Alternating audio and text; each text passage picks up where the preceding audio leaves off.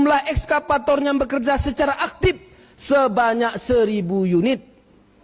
Dan keseluruhan ekskavator dalam melakukan kerja diwajibkan untuk menyetor uang sebesar 30 juta per bulan kepada para penegak hukum yang berada di wilayah kerja masing-masing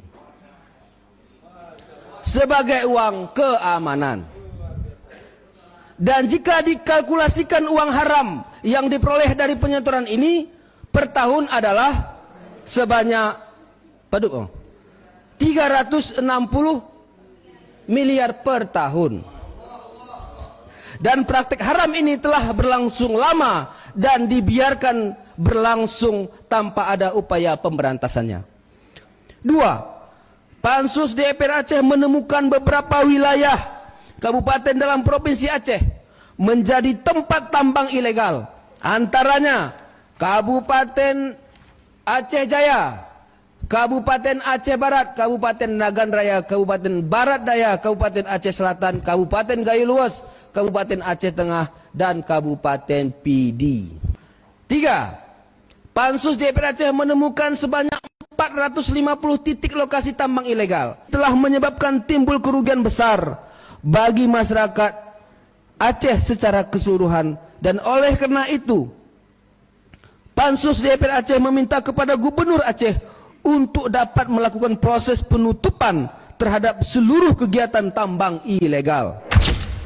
Jika benar ada 1.000 ekskavator yang setiap hari bekerja menggerus hutan Aceh, jika benar ada 300 miliar rupiah per tahun yang mengalir entah kemana, bukan ke negara, jika benar ada 400 tambang ilegal yang beroperasi tanpa izin dan tanpa rasa bersalah, maka pertanyaan terbesar bangsa ini bukan hanya siapa pelakunya, tetapi kemana saja negara selama ini?